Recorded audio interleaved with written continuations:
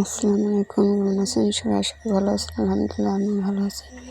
তো আজকে এই যে বোনের বাড়ি থেকে জাম পাঠাইছে আর তালহাঁস, একটা বমাই মরিচ আর কিছু আম পাঠাইছে। তো জামগুলো কিন্তু এখনো পাকে নাই, যে লাল লাল হয়েছে, কিন্তু এমনি না খাই খেলে কিন্তু ভালোই লাগবে।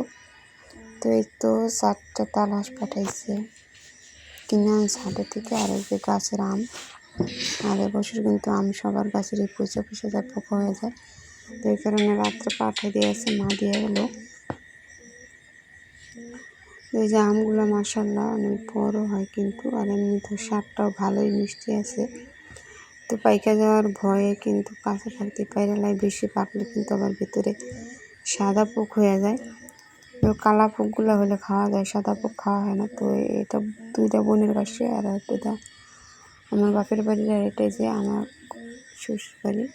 তো এই আমগুলো অনেক ভালো, পাকলে মিষ্টি হয়, কিন্তু এই যেরকমভাবে ফাইটা পিঠা পরে দিতেছে, আর এগুলো কিন্তু এখনো বেশি ভালোভাবে হয়, শক্ত হয় নাই। তো এখন আর কাটবো না, রাত হয়ে গেছে। তো এই যে দুপুরবেলা আমি রান্না করতে চলে আসছি। আজকে অনেক কাজ করছিলাম, তো এত বৃষ্টি আর মেঘ, মনে হয় তুফান হবো, বাতাস আসতেছে। তো আমি ভয়ে ভয়ে পাকঘরে রান্না চড়াইলাম।